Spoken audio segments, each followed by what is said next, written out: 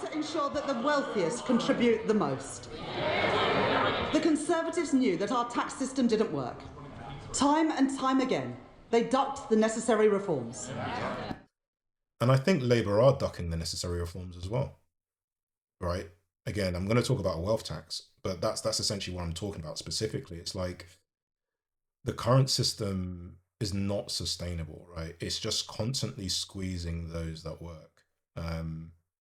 So you have to think of an alternative. And if it's not a wealth tax, then what is that alternative? But you can't keep going to this same demographic and asking them to keep paying more and more and more and more, whilst the cost of living keeps going up and up and up. We will consult on reforms to indefinite leave to remain and access to taxpayer-funded benefits. The introduction of digital ID will break the link between illegal migration and illegal working. Okay, so I guess we had to hear about the digital ID, and this is their justification for doing it. Again, I think for me, I've seen a lot of evidence to say people are not for this. I'm certainly not for it. It definitely feels like the level of surveillance is increasing. It definitely feels like it's becoming more authoritarian and a sort of nanny type of state is my own feeling around this. Because if you think about the Online Safety Act, for example, if you think about obviously the digital ID and the rules around that, if you think about the regulation around crypto, if you think about making tax digital for sole traders, and also the changes around directors registered on Companies House, so much information is being collected and held centrally by government, as well as your health records as well. So there's a health app and an NHS app that they introduced as well, which is all basically available for analysis and specifically AI analysis, right? So for me, how comfortable do I feel about all of that? And does the pros she's describing outweigh the cons in terms of intrusion into privacy? That for me is the question here. And that's why, again, I find it odd that she feels the need to sell us digital ID in some way as being relevant to the budget, right? I don't think it really is. I think they've just snuck it in there to justify something that, from what I can tell, a lot of people don't want to happen. And the HMRC and the Fair Work Agency will crack down on illicit businesses that blight our high streets and undercut illegitimate firms, enforcing the minimum wage, investigating dodgy businesses, and increasing scrutiny of the gig economy, as well as tracking down fraudulent business owners who vanish without paying their taxes. Yes, I'm not sure why those that are in the gig economy are being vilified here. Most people that are, part of the gig economy, are they the wealthiest, the most successful, the biggest tax dodgers? Some of the other things you mentioned, again, we can see examples of, illegitimate businesses, for example, potentially money laundering. But when I think about the gig economy in particular, I'm not seeing people that are like, very, very financially successful. Again, I don't mean this disrespectfully, but it's like most of these people are just trying to earn a living, right? That's typically what I'm seeing when I see people that take part in the gig economy. It's not meant to be that serious, in a sense that you would think the government would be coming after those individuals, right? There's how much money is involved in that particular industry. And if anything, if it's something that warrants attention, I'd be more looking at it from a regulation side of view, where you're saying, okay, what about these businesses that are taking advantage of those that are in the gig economy, that are self-employed apparently, but have none of the benefits of self-employment in terms of like autonomy over their work and when they work, yet at the same time they have no workers' rights, right? They have no security of job, they don't know when they're going to work, and they have no benefits, like they have no pension, they don't have life assurance, they don't have medical. So when I think about those type of individuals, do they need the government on their back as well? Is basically what I'm asking. And maybe I'm characterizing them and I'm being naive, maybe. But I can only go with what I'm observing in the real world. And I'm not observing this caricature of somebody in the gig economy dodging and diving when it comes to tax. And I'll take further steps to prevent and track down unpaid tax, which will together, these reforms will raise nearly £10 billion a year by 2030. So when she talks about unpaid tax, I think she's talking about making tax digital. When you consider the context of the people she described just before now, and this is basically around undeclared income. That's what basically making tax digital is about with respect to sole traders, for example. And the gig economy, I suspect, is what she's talking about when you think about people selling on Vinted, for example, or eBay. So I think that's probably what she's alluding to here. And again, from my perspective, it just feels very heavy-handed, if I'm being honest. And I might make a separate video about making tax digital. There's a lot of content out there about the implications of this for sole traders. But for me, it feels heavy-handed. But at the same time, the government is only doing what it should be doing, right? Which is basically collecting taxes from where taxes are due more efficiently. And it's leveraging technology to do this. And it's leveraging compliance as well. So by saying to you, like, you've got these new rules you need to comply with to empower us to then know what you're earning, for example, and therefore collect the taxes that are due, rather than you sort of not declaring it and then pocketing the saving. Including through new powers for HMRC to pursue the promoters of tax avoidance schemes. Yeah, and again, to pursue the promoters of tax avoidance schemes. Tax avoidance is perfectly legal, right? It's tax evasion that is who you should be going after, right? If you have a problem with tax avoidance, then you need to change the tax rules. So the problem lies with policymakers and the government, not the taxpayer, who is taking legal avenues to legally avoid tax. So again, the language is used here, I think, is disappointing in that regard.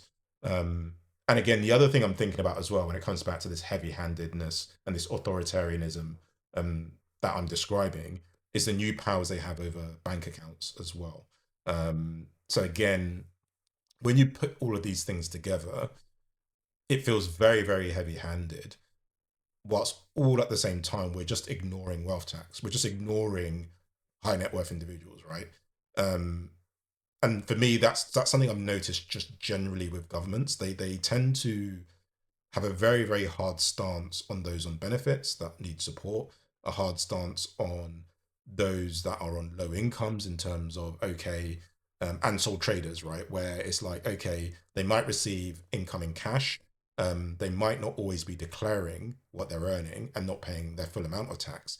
But these are typically not very, very rich individuals. Even if they're like declaring no tax, they're still not in a place where they have lots and lots of money, and they're not really these massive criminals.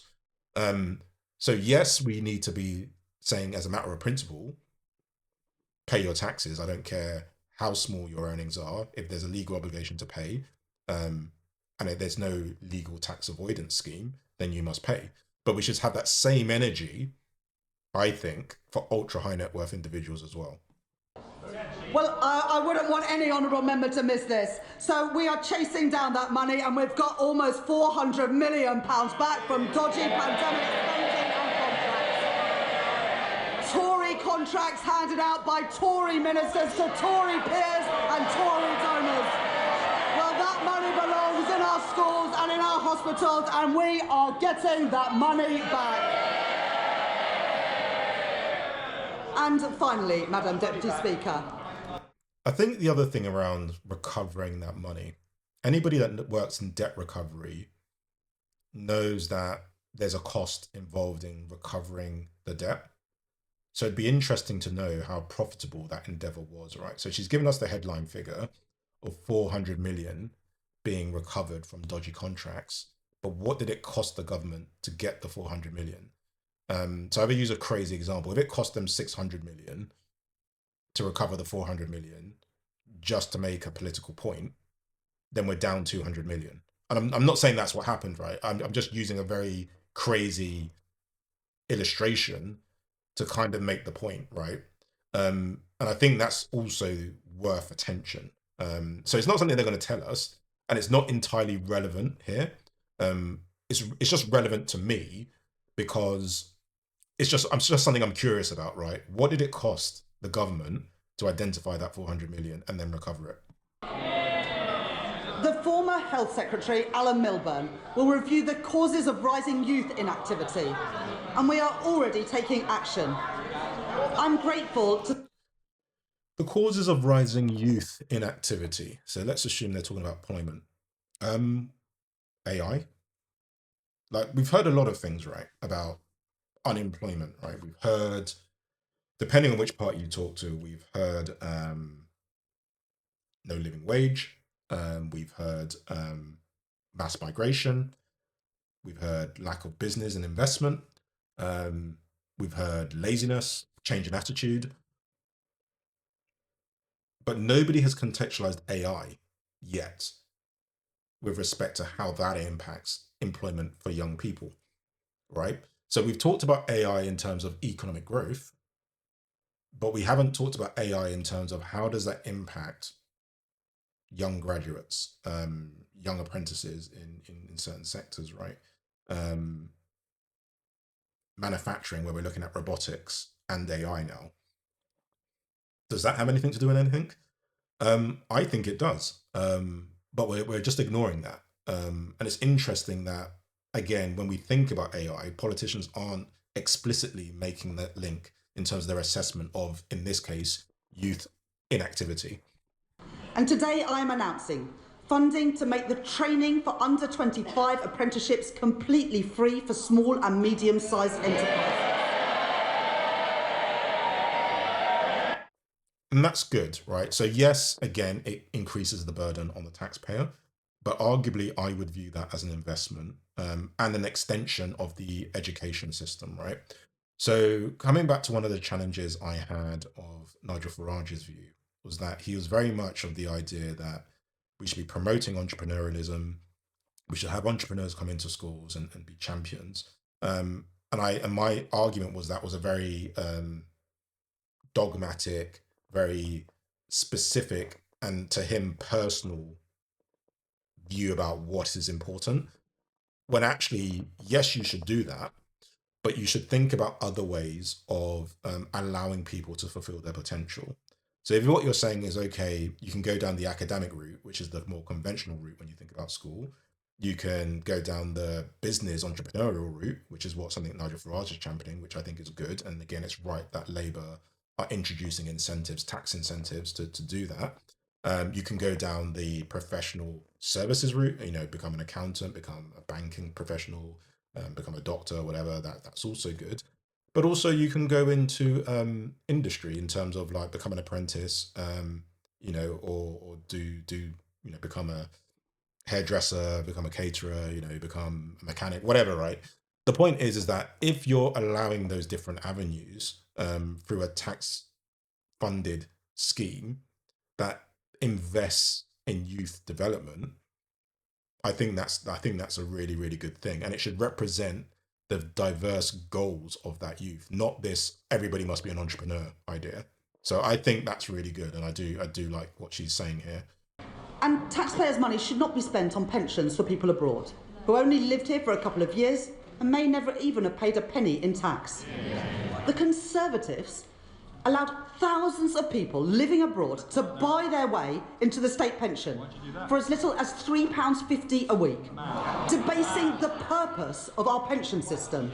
And so I will abolish access to Class 2 voluntary national insurance contributions for people living abroad, increasing the time that someone has to live or work in Britain to 10 years and increasing the contributions that they must pay.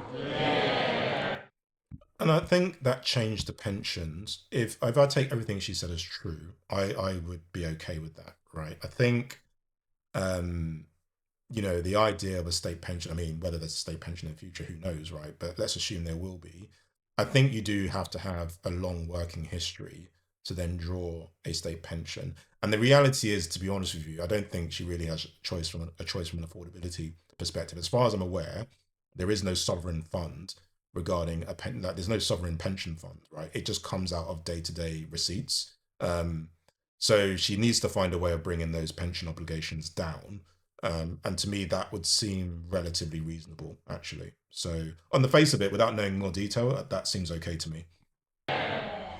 Madam Deputy Speaker, to break the cycle of austerity, we need a fair and a sustainable tax system. One that I agree. We definitely need a more sustainable tax system. And my own view is the current one is not sustainable. generates revenues to fund the public services that we all use and supports investment to grow our economy. And I think she's right, actually, to talk about the fact to fund things we all use, the operative word being all, right? So whether you are a ultra high net worth individual or someone claiming benefits because you have a disability, for example, or you're just completely unable to work and you rely on care, every single one of us, directly or indirectly, relies on and benefits from social protections, the NHS, and security, i.e. the police and things like that, as well as things, you know, so and things like teaching as well, you know, in terms of, you know, enabling your kids to achieve their potential. So she is right, and I think, you know, a valid point to say, look, we all benefit from it, so therefore we should all pay. I think that's fair. That does mean that today I am asking everyone to make a contribution. Where I disagree is that she's asking everyone, because she's not asking everyone. She's asking those that she can tax more easily, right? And the main area, you know, typically chancellors will be income tax, right? They will look to tax ordinary UK citizens who have moderate levels of wealth, whilst their definition of everybody will not include highly mobile, ultra high net worth individuals. So I always will, you know, disagree essentially, and refute their position that I'm asking everybody to contribute, because everybody is not contributing. And from what I'm hearing, not everybody is going to contribute after this budget.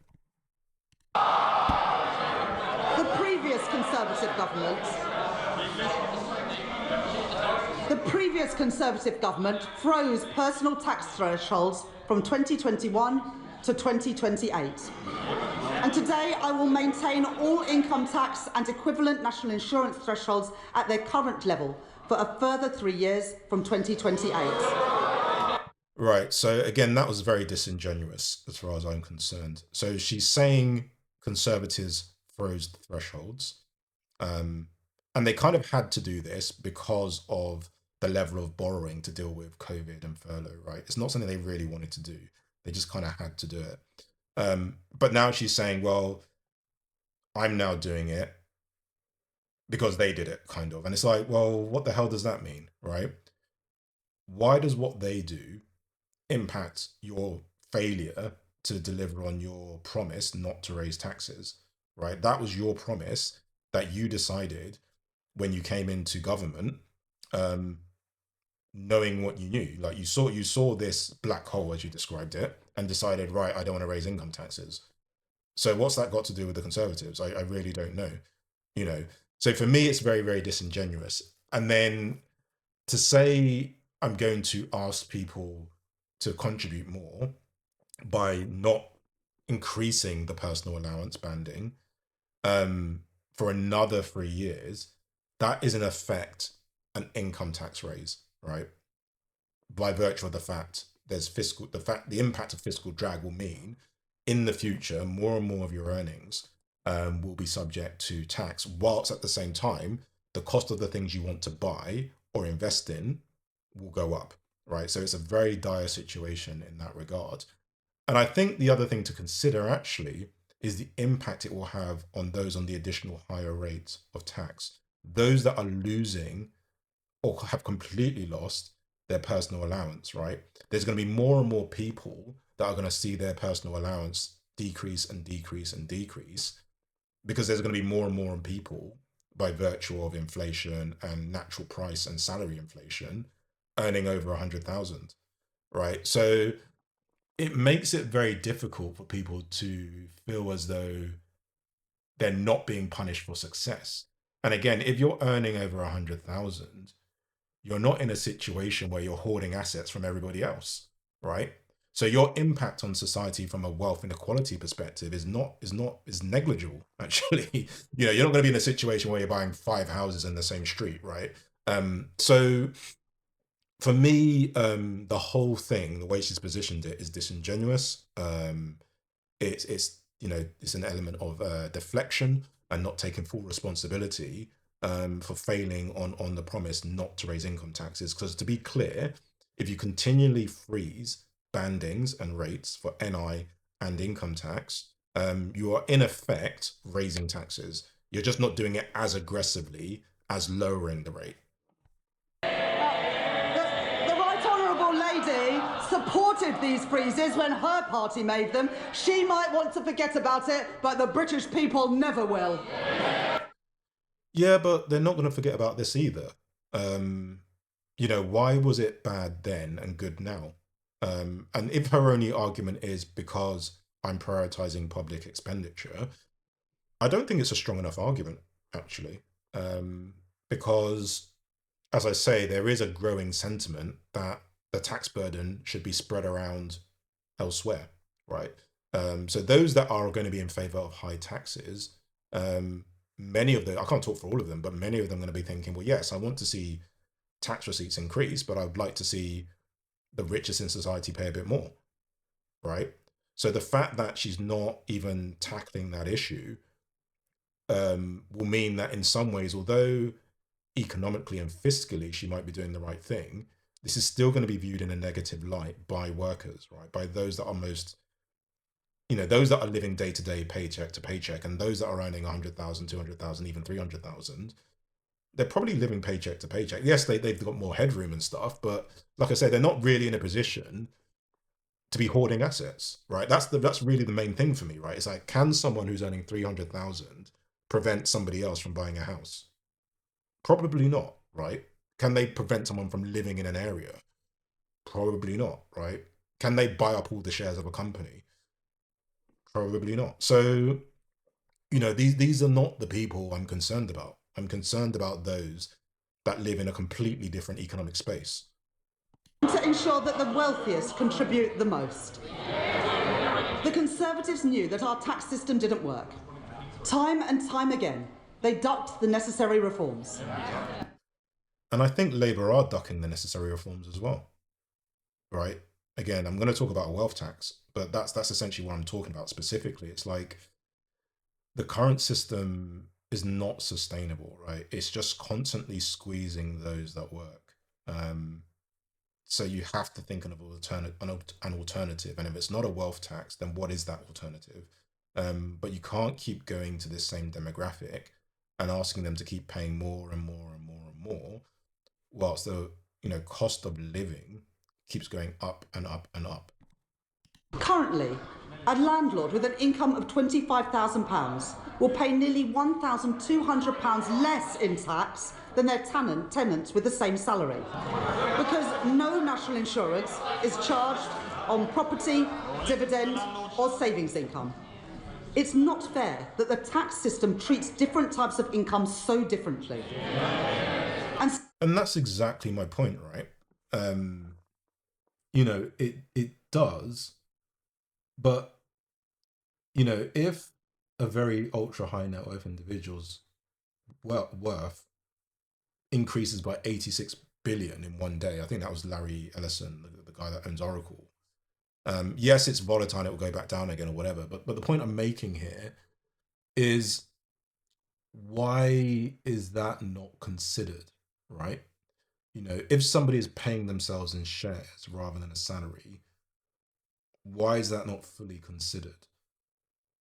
So again, it is unfair, but the way she's proposing this, it's almost like a race to the bottom, right? It's like saying, okay, you, Mr. Landlord or Mrs. Landlord, are benefiting from a slightly favorable tax arrangement. We're not going to compare you to the ultra high net worth individual that's has an even more favorable tax arrangement and align you with them. What we're going to do is benchmark you against the lowest, highest tax paying demographic and say you're going to match them, right? Rather than looking to alleviate the pressure at the bottom and apply more pressure at the very top, highest parts of society in terms of economics and wealth.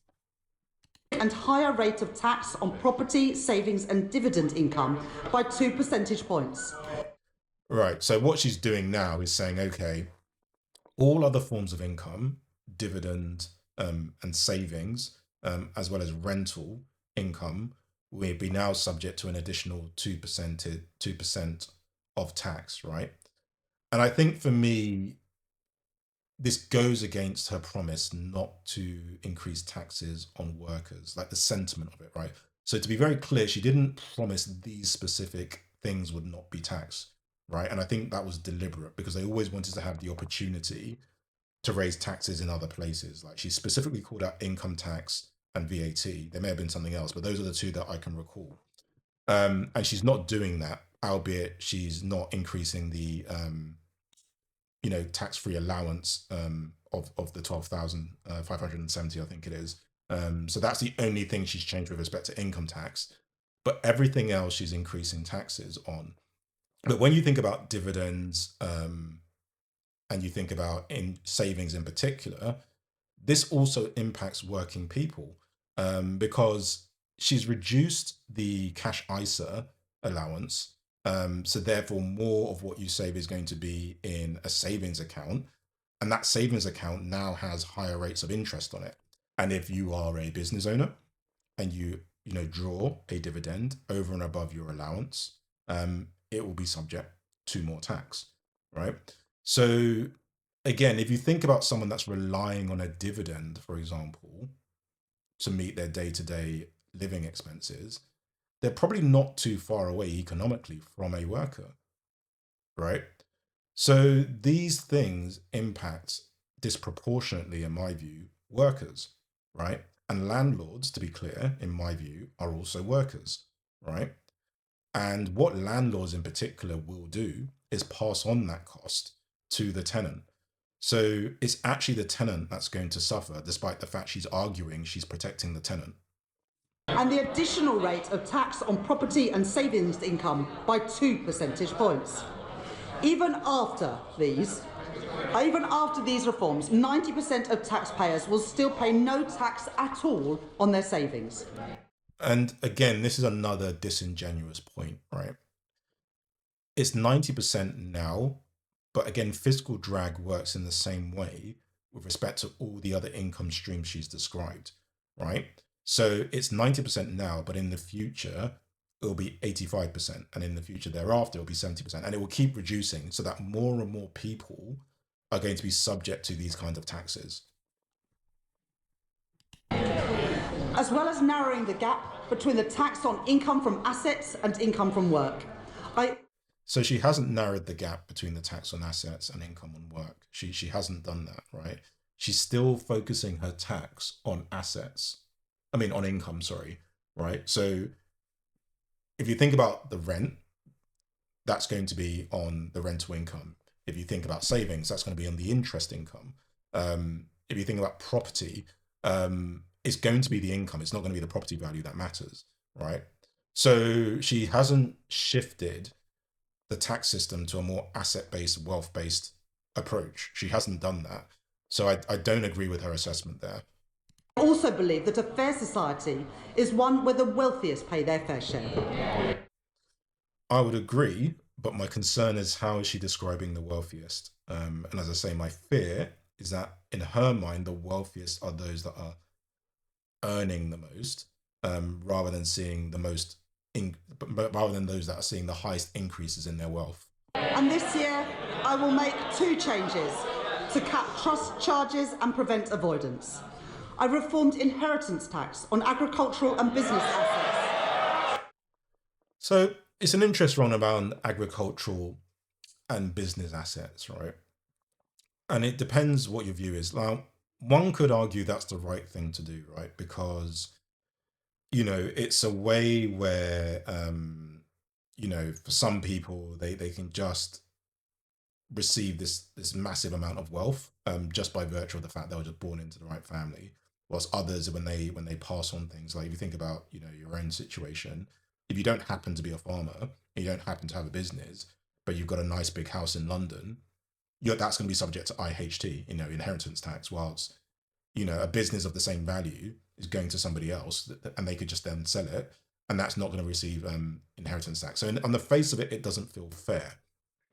But another way to look at it is that if you're thinking about growing the economy, right, and you're thinking about GDP and maintaining British businesses, there is another argument to say, well, actually, should you not incentivize um, the ongoing running of an agricultural business? I mean, you think about an agricultural business and what it is, right? It's farms, it might be livestock, it might be crops we rely on. And again, you think about like the supply chain, and the fact that, again, for security reasons, we might want businesses in the UK to be here. We might want farmers, here, supporting that supply chain. So does, placing inheritance tax burdens on those types of businesses disincentivize, the long term or longevity of these types of businesses? Because again, what may happen is that, okay, the person who's going to inherit that farm, for example, thinks, oh, I've got a massive tax bill. You know what? I might as well just sell the farm, right? Or it's a business that, again, might be a very productive business that's supporting the local economy. And they're thinking, you know what? Can't do this. The tax bill's crazy. Just sell the business so I can sell the tax bill, right? So that's another side of this that needs to be thought about. And so from 2028, I am introducing the high value council tax surcharge in England, an annual £2,500 charge for properties worth more than £2 million, rising to £7,500 for properties worth more than £5 million. And I think in principle, I don't agree with this, because I think you should make exemptions with these kind of taxes, because this is a wealth tax, to be fair to her, of sorts. But I don't consider your home, well, your home is part of your wealth, but I think it should be exempt if it's your main residence, right? So any other properties you have, okay, that might be a different question. But if it's your main residence, I think exemptions should apply, because regardless of how big and luxurious your home is, it is your home. And its primary function is to provide you with security. So where you live, if you live in a gated community, that's part of, again, being in the right place, having security. If you want to live in a big house, it's a reflection of the hard work you've done, presumably, or the hard work of your ancestors that have, like, left it to you as part of your inheritance or whatever, right? The point is that it's something that functionally is about being secure and enabling you the peace of mind to then go about your business, whatever it is you're doing, right? And actually, I think there's a better argument to say, what about these vacant homes that private equity firms, or trusts from, investment authorities or trusts from overseas are hoarding, right? Why don't we introduce that kind of annual charge for those, right? Why don't we target those? And I think the fear the government would have is that a lot of that investment would stop. But I think it's worth exploring, and I think it's worth, to some degree, taking that risk, because the property dynamics in the UK are quite unique, right? And the UK is still a place where a lot of high net worth individuals want to live. So I think, for me, that is a better philosophical position to take. Like, look at homes that are not being used but are being hoarded as cash shelters, arguably, and part of a divestment or risk management portfolio, and tax those, right? And just leave people that and their homes alone, would be my own view, regardless of the value of the home. I'm not interested in a mansion tax, for philosophical reasons. And I think the other thing to think about is that, yes, you might think £2 million is a very high figure, and it's far away. but housing price inflation is moving at pace. So you're going to find more and more people with a house valued at £2 million or more. Deputy Speaker, reliefs in our tax system cost the taxpayer billions of pounds a year, but many of them no longer serve their original purpose. The government rightly provides generous tax relief for people paying into a pension, relieving income tax on all contributions and on the investment itself, as well as national insurance relief on employer contributions, at a cost of over £70 billion a year to the Exchequer. This budget makes no changes to those reliefs or to the tax-free lump sum. But salary sacrifice for pensions, which was intended to be a small part of our pension system, is forecast to almost treble in cost to other taxpayers, from £2.8 billion in 2017 to £8 billion by 2030. So again, she's retconning what the intention of salary sacrifice was for. So salary sacrifice wasn't framed around it being a small proportion or having a small impact on your taxable salary. It was just about encouraging people to basically invest in a pension. That's what it was for. And obviously with anything like this, those that have more income or maybe less dependents, for example, can take advantage of that more aggressively. But I think that's a good thing, right? Because if you're giving more money, putting more money in your pensions, it means there's more investment, actually, because that's where pension funds put their money. They put it in, they put it in the FTSE 100. So in the grand scheme of things, it's meeting one of the aims she has. And it's good for the employee, because when you have a defined contribution pension, you're relying on market performance to figure out, okay, what am I actually going to be able to retire on in the future? So you want to put in as much into your pension as you possibly can, right? So it's a win-win. And also it'll be taxed on the other side, right? So once you draw the pension, it'll be subject to taxes, maybe not national insurance, that may change, but it will also be subject to tax.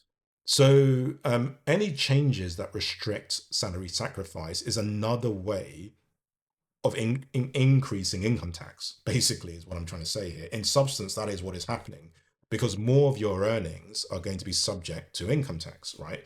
So under a salary sacrifice, if you could sacrifice 5k off a salary of £105,000, what that would do is mean that for tax purposes, your salary was now £100,000 and you'd get your full personal allowance.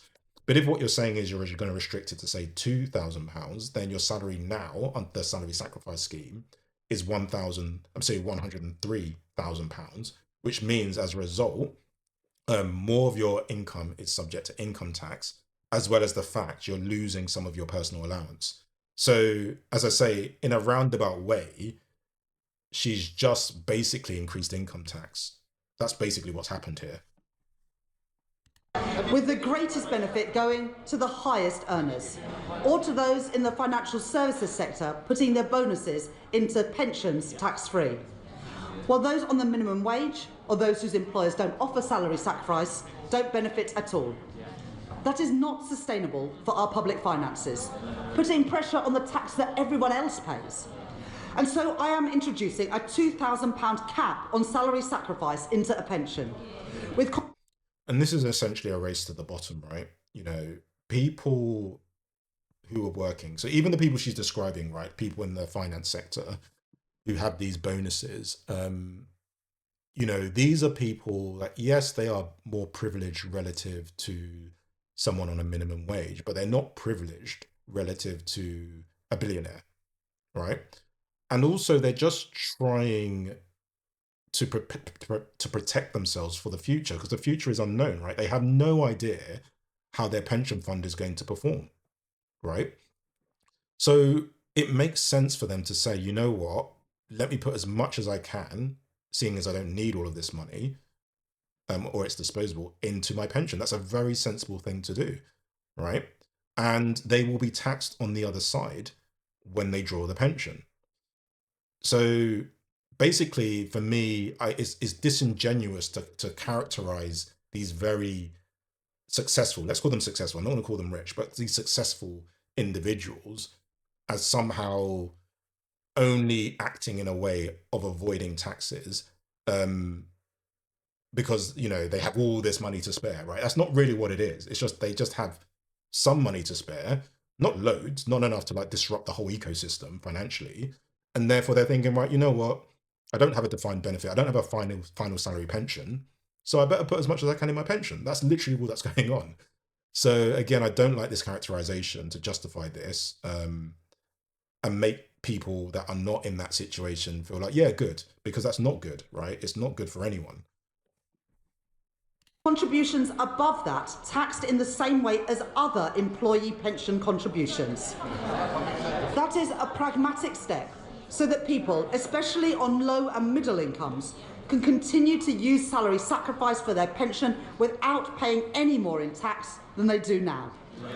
So I don't think it's pragmatic. I think it's regressive, to be honest with you. And I think, unfortunately, it makes, you know, preparing yourself for for retirement harder, right?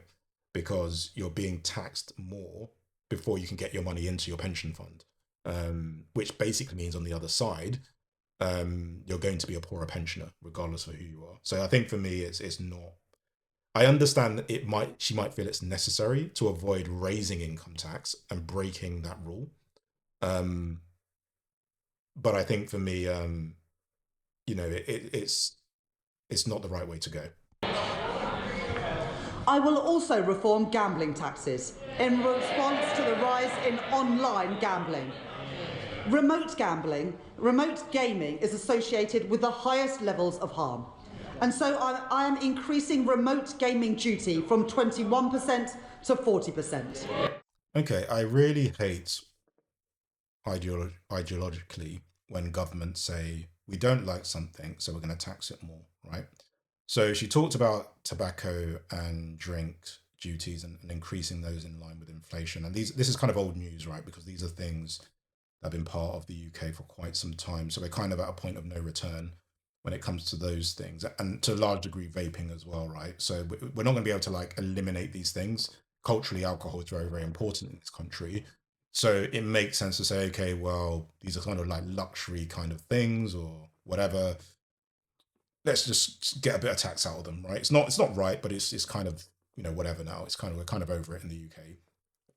Gambling, you know, is something where arguably, again, it's been something that's been going on for a long time. But our argument to say, okay, now it's really becoming a problem, so my answer is just to tax it more, somehow means we're gonna like, does that mean we're gonna have less gambling? Because the reason she's doing it is because the gambling industry is growing, right? You know, if you think about the gambling products, you can gamble on anything, right? You get real-time gambling, you've got loot boxes in game, there's in-game gambling. Gambling has become a massive, massive industry and therefore is ripe for the picking when it comes to tax receipts. So the idea that she's presenting this as some sort of, you know, concern around our well-being and health, I don't believe her, if I'm being brutally honest. And I know that's really, really harsh, but I don't think taxing things reduces things. It's like saying we're really unhappy with the level of thefts. So what we're going to do to lower the level of thefts is increase the sentences, right? So we're going to increase it from 5 years to 10 years. What you find in these situations is that the level of thefts doesn't decrease because that's not the underlying issue. If you don't address the underlying issue, the problem never goes away. And it's the same with gambling, right? Why is there more gambling? Why has it become more of an issue? Why are we allowing there to be more exposure to gambling products, right? You know, and if you're not going to tackle that problem, then you can't expect there to be any change in what's going on. And simply taxing the problem means you are basically becoming a beneficiary, right, of the problem. You're just going in all in on it, and you're just saying, okay, you know what? If you can't beat them, join them. That's essentially what she's saying here when it comes to her gambling position. So I don't really believe her when she's framing this as some sort of act of care and well-being and concern. I think it's just an opportunity to look at a sector that is growing massively and generate tax receipts from it. With duty on online betting increasing from 15% to 25%. I am making no change to the taxes on in-person gambling or on horse racing. And I am abolishing bingo duty entirely from April next year. Taken together, my reforms to gambling tax will raise over £1 billion per year by 2031. As a result of the tax reforms I have made today, I mean, it's crazy if you think about it. It's kind of like, in order for that to happen, right, in order for that 1.6 billion a year number to be hit with respect to gambling tax, we need to keep gambling. That's basically what I'm hearing. Like, it's not actually about stopping gambling. Perversely, the government is incentivized by gambling levels staying the same or increasing. Anyway. Confirm that I will not be increasing national insurance, the basic, higher or additional rates of income tax or VAT. Yeah, but she's increased income tax indirectly, is my view. So based on the changes she's made to salary sacrifice, based on the changes she's made, yeah, that's the main thing. Based on the changes she's made to the cash ISA, and based on the fact that she's not increased the personal allowance from £12,000 and freezing that for another 3 years, those three things alone means that the level of income tax you're going to pay in the future will continually increase, whilst the cost of living also continually increases. And I have kept everyone's contribution as low as possible through reforms to make our tax system stronger, closing loopholes, ensuring that the wealthiest pay their share, and building a tax system that is fairer for the future as our economy changes. I don't think this tax system she's proposing and the changes result in a fairer system, if I'm brutally honest. I just don't. I think the tax system has become more regressive with respect to those that have always paid the majority of taxes, i.e. ordinary workers, versus the ultra high net worth individuals. I think things have got relatively worse in that regard, I'm afraid to say, because the tax burden on those that have been avoiding taxes legally, I will add, at that level, at billionaire level, those mechanisms are largely remaining in place. So, I mean, dividend taxes may impact them a bit more, but again, the dividend allowance is relatively low anyway. So there's not really a fundamental shift there in terms of their exposure. There's not been significant changes to capital gains tax as far as I can tell, unless I missed that. And they're still in a position to claim a lot of the reliefs. So none of the reliefs. So she talks about closing the loopholes, but I don't think they really have been closed. The ones she's closed are the ones that affect ordinary workers, right? You know, in terms of the salary sacrifice, for example, in terms of the pensions arrangements, in terms of, like I said, dividends, those that actually rely on dividends to earn a living, right? So I think for me, I think she's actually made things worse. And therefore, overall, my expectation is that living standards will continue to decrease for most people.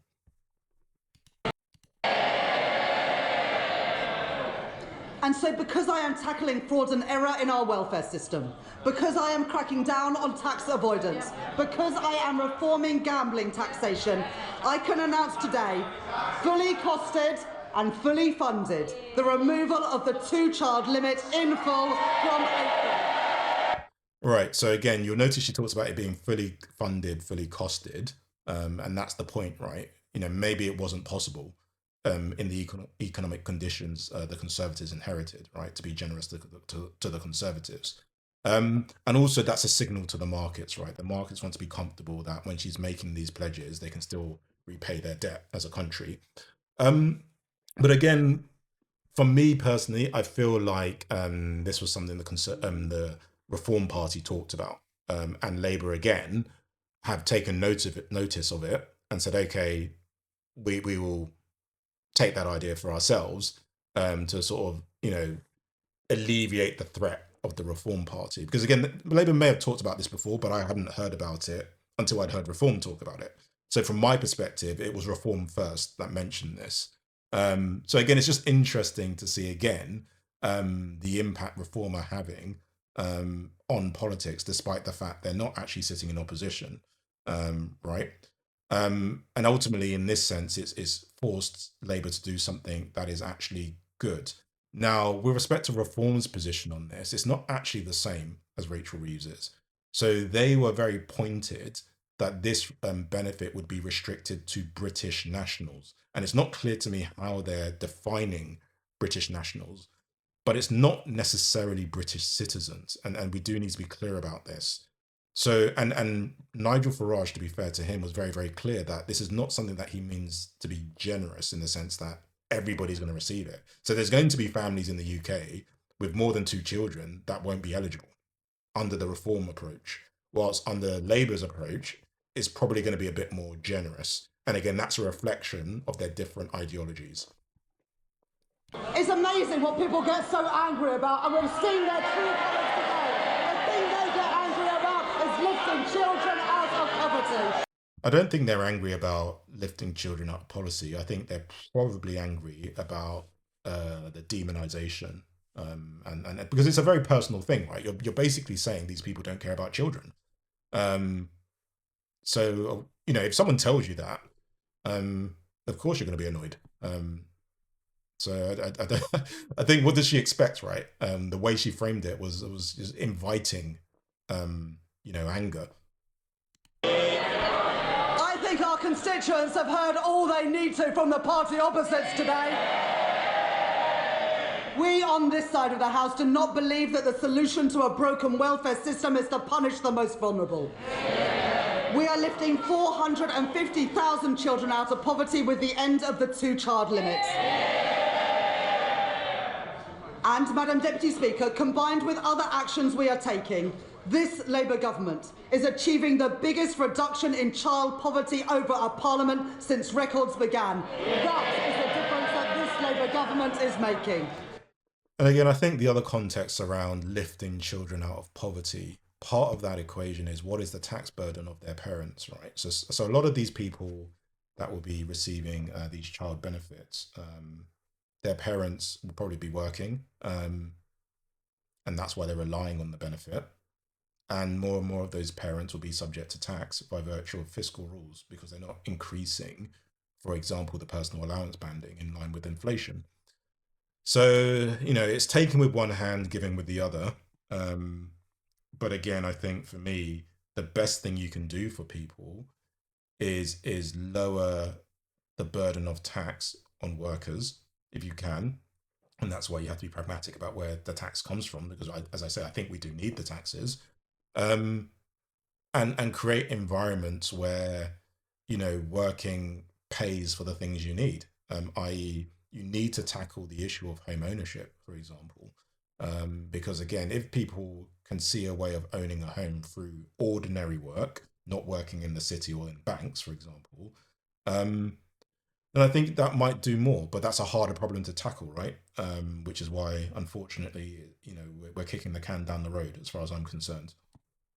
I think if you've got a house that's worth £5 million a year, you can probably afford it, but you get more exercise about It doesn't matter if someone has a £5 million house if they can afford an additional property tax. Like, I don't think, for me, that's how this should work, because the same argument, as I say, would be true of a billionaire. Like, you know, because again, people are saying, oh, you know, I mean, not, you know, people like this, people like Rachel Reeves will probably argue, look, we can't do a wealth tax, you know, because, you know, they're cash poor, right, or whatever the argument is, or they're going to leave the country or whatever. But again, if she's saying to somebody in the opposition, well, you've got a £5 million house, i.e. you've got an asset worth 5 million, so therefore you've got the additional money. Again, where is that same energy for billionaires?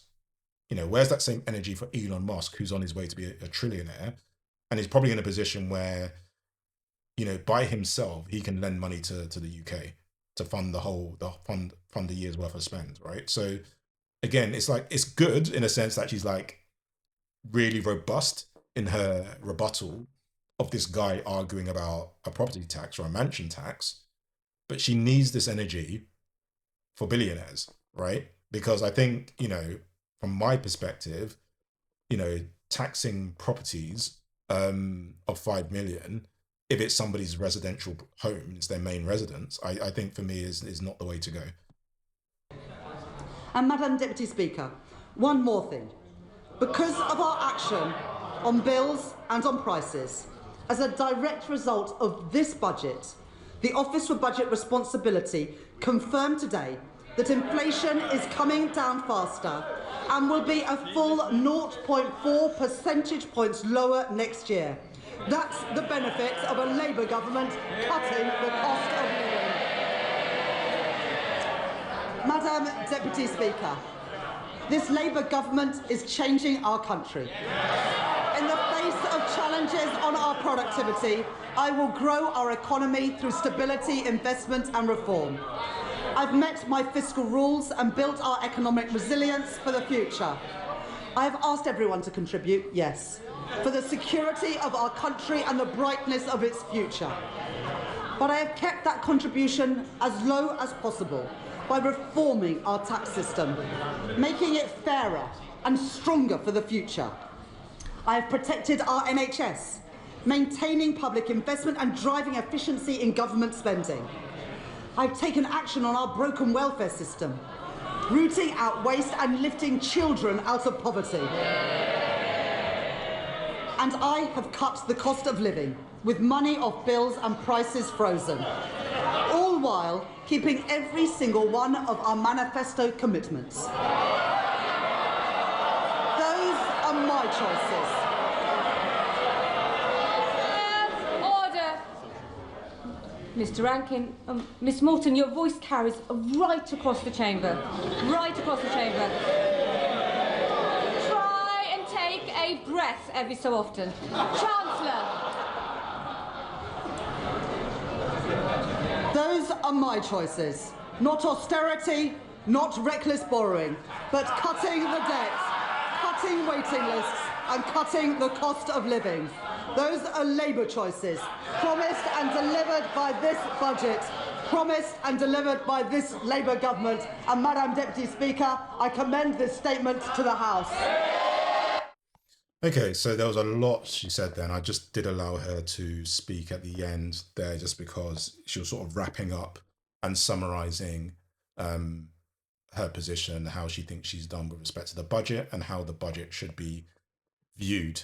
And I think, again, you know, really what this comes down to, and I will be talking about this a lot when talking about politics and what they say, it's their ideology, right? It's their philosophy, and that will guide their values, what they prioritize, and how they view economics should work and how they view the tax system should work.